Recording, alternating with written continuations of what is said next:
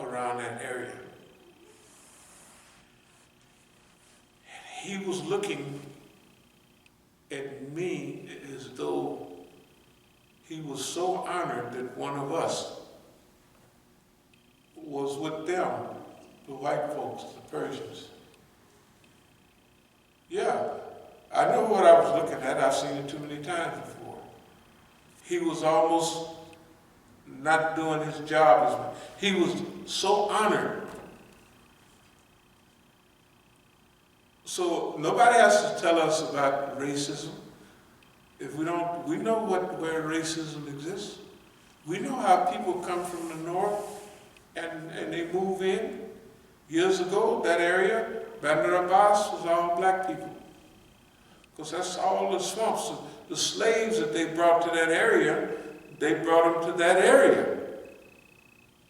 And the slaves would run off into the swamps, and you can't come in there and get them, so they just left them alone. Okay, you done got away,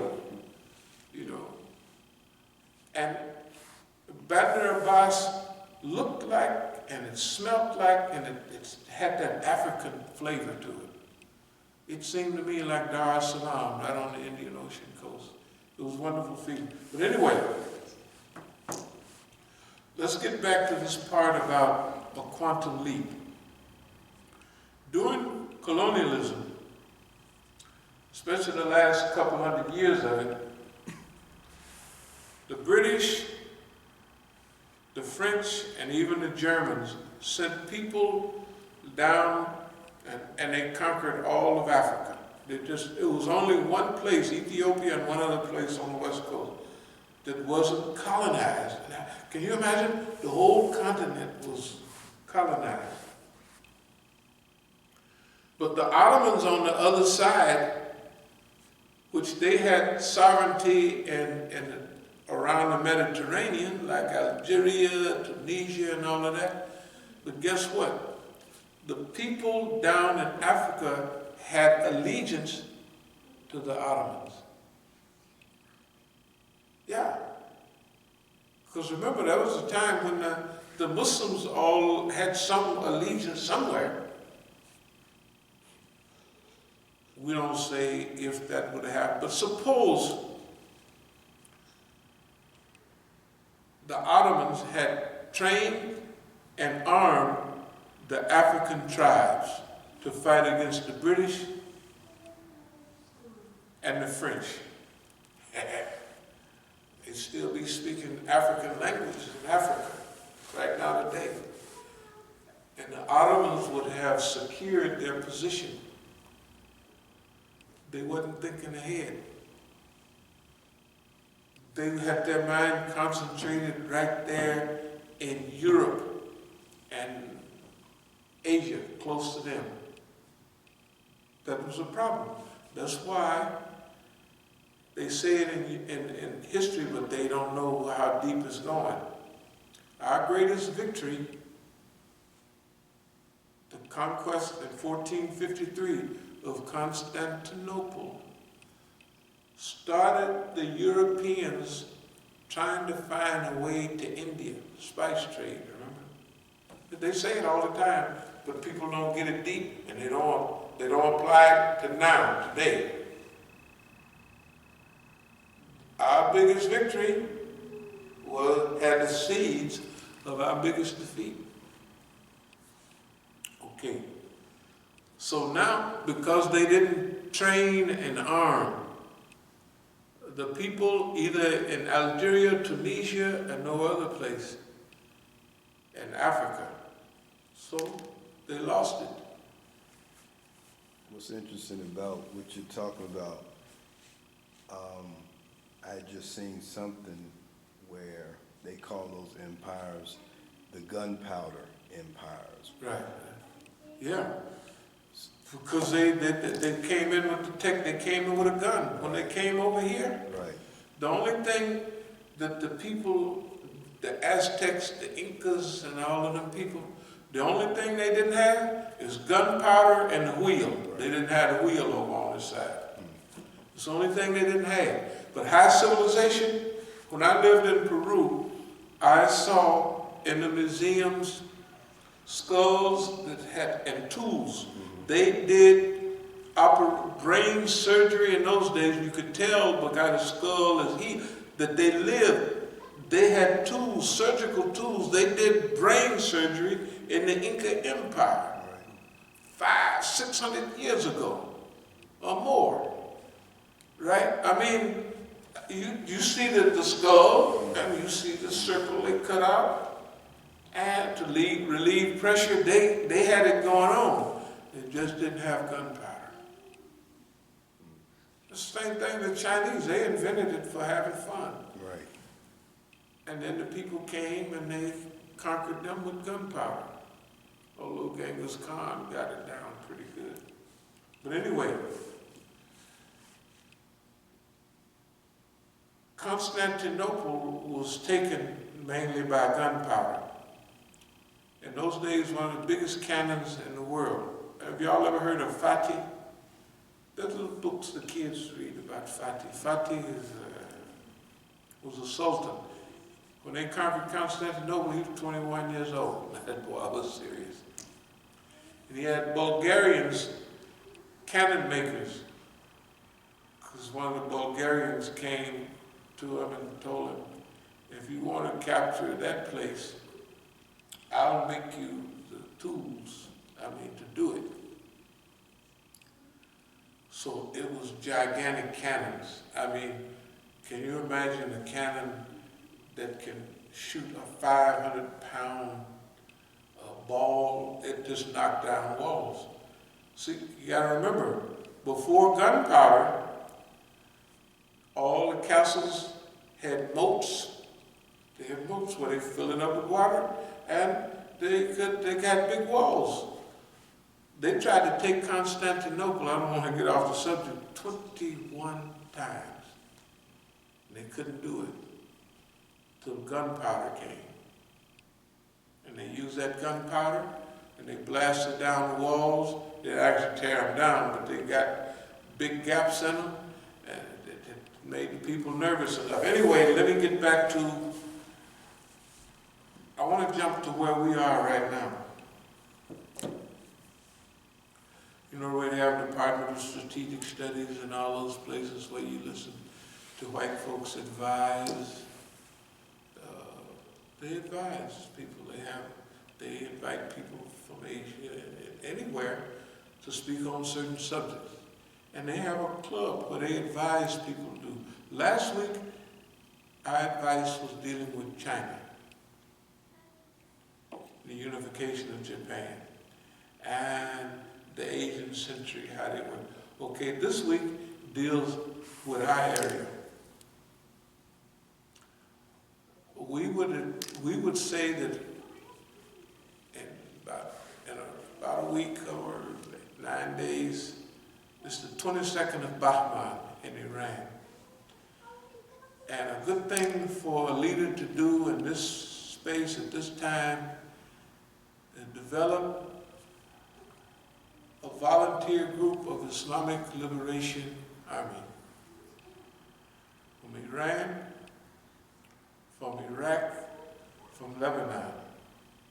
Islamic Liberation Army. They're volunteers. And that Liberation Army should liberate Yemen. The Saudis have got the whole region, they blocked all the ports and everything. And the people are starving. The West have, they used to call them rapid deployment forces and all that. The Muslims should right now, or could, let's say, they could develop an Islamic Liberation Army to liberate those people that are being oppressed and dogged unbelievably.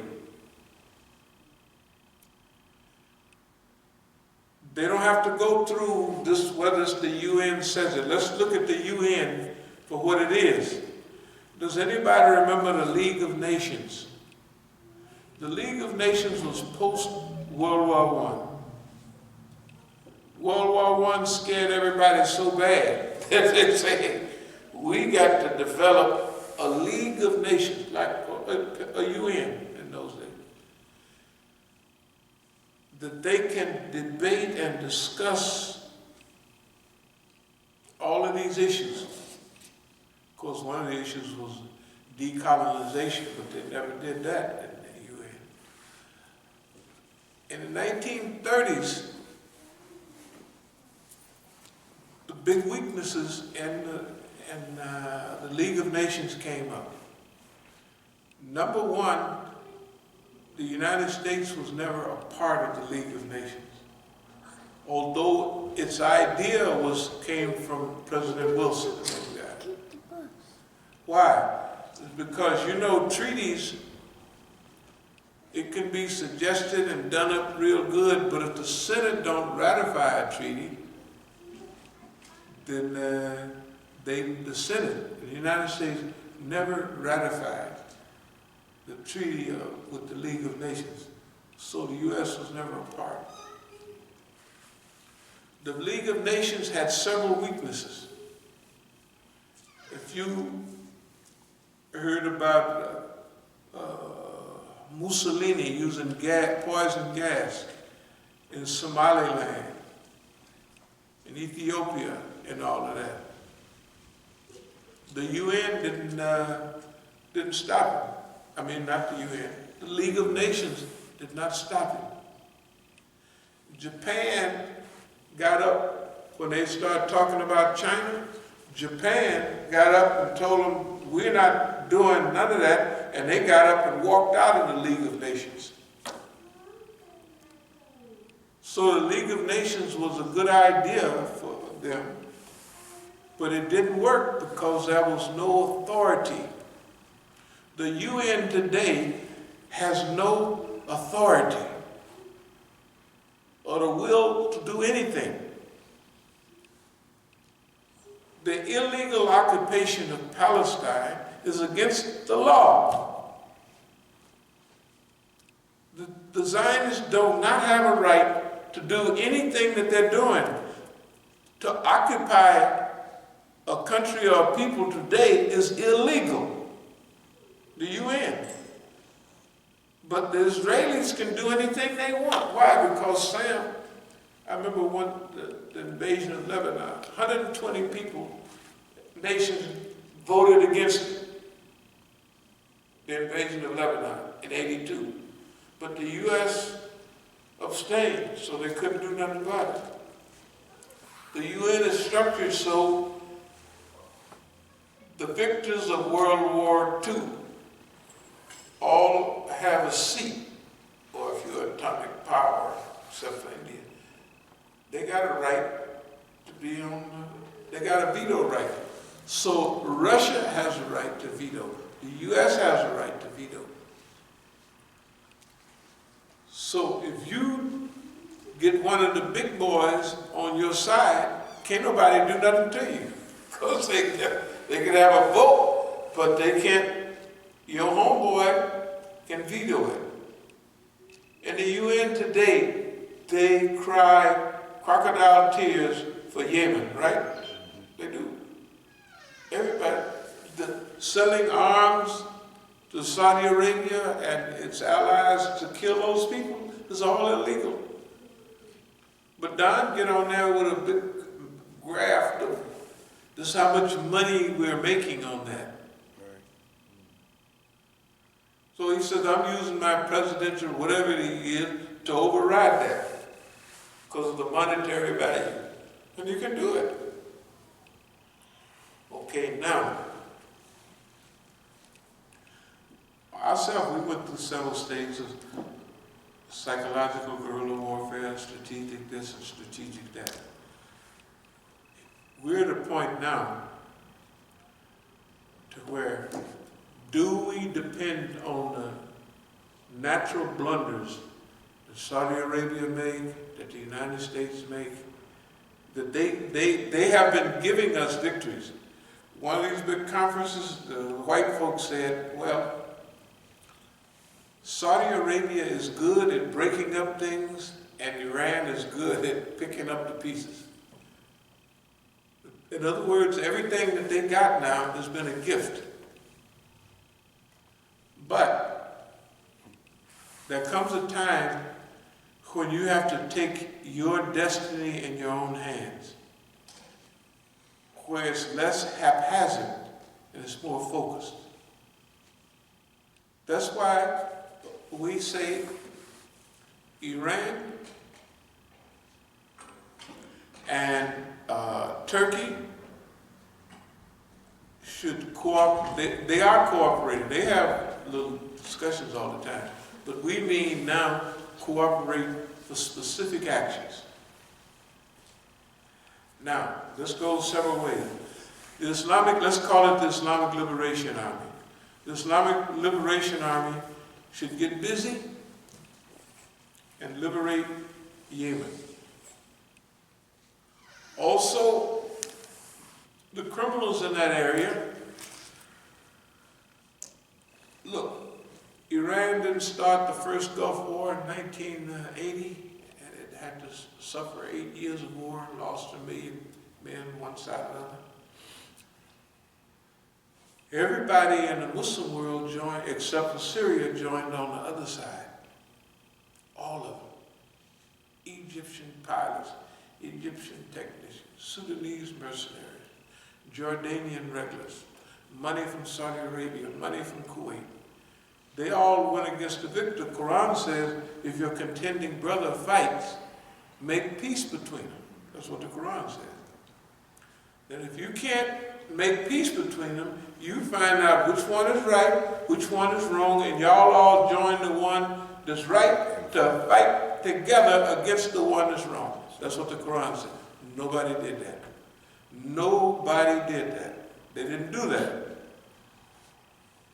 So I'm going to skip ahead because it's going to take a little while. But all of the actions that are going on around the world now demand, remember when we said write your own book, you know what I mean? Call your own destiny, everything comes from Allah. But now it's time for the Muslims, right? Because remember, nobody's in a repentant mode. Saudi Arabia is not getting nicer. The Americans are not getting nicer. The Zionists are slaughtering Palestinians like it's okay. It's just okay. They do. Right after the so-called deal of the century.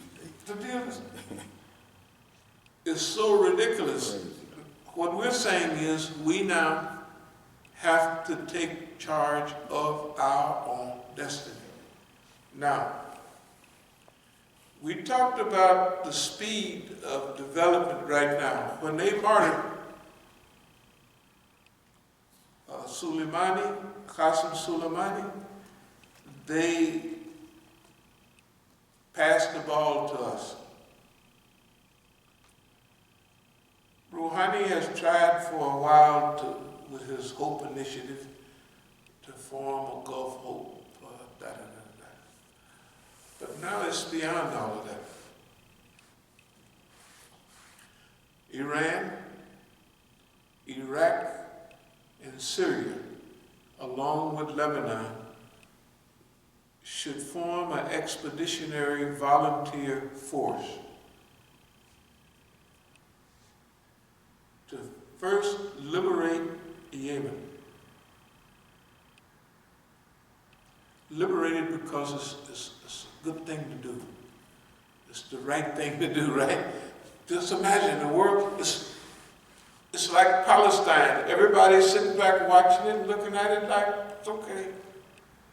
The people that are starving to death, you know, cholera that came back with a vengeance, where? In Yemen.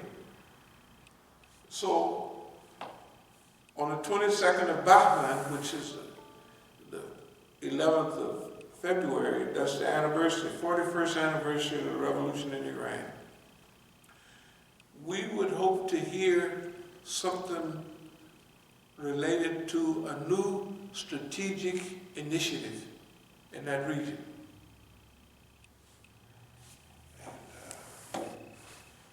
Here's the thing. If you're going to write your own book, you have to have your own, you have to mobilize your own resources. Because the other book that they're going to write about you, they're going to write you as a slave or carrying water or something.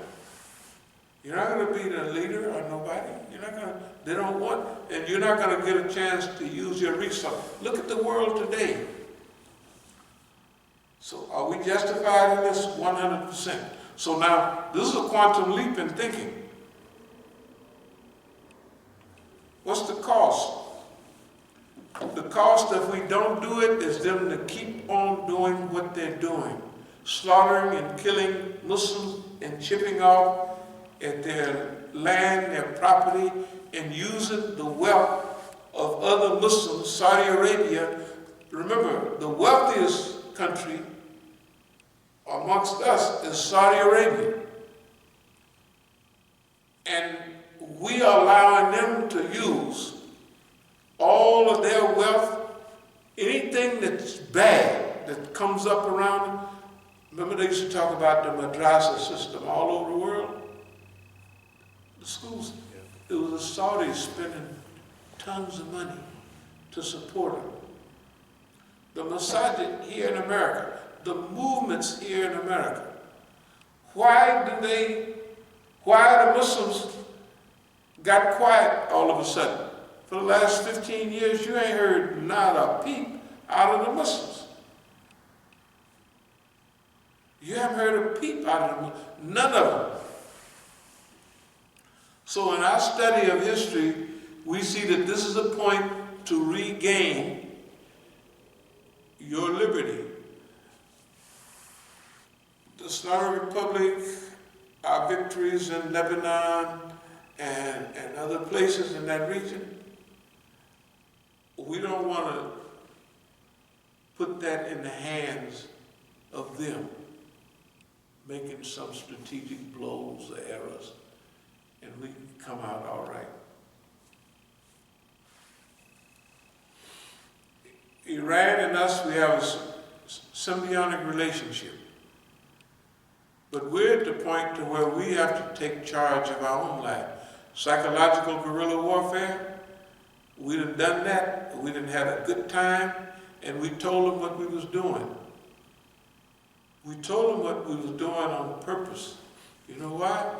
Because if you tell them, I have now done this to you, that means that they got to get bigger and do something bigger to you so you would get bigger and bigger to deal with that. Sports, everything is like